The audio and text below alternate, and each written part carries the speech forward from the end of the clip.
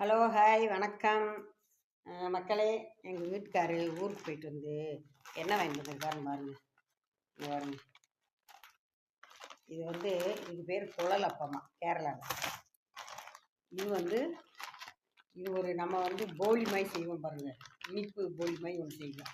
அதுவே அவங்க ஸ்லைஸாக போட்டு வச்சுருக்காங்க பாருங்க.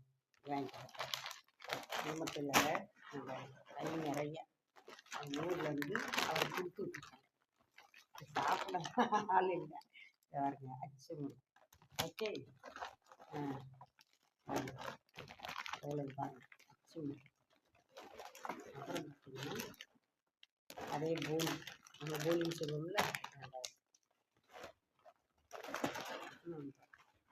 உலல அப்பம் எவ்வளோ எவ்வளோ வாங்கிட்டு வந்தாங்க பாருங்க.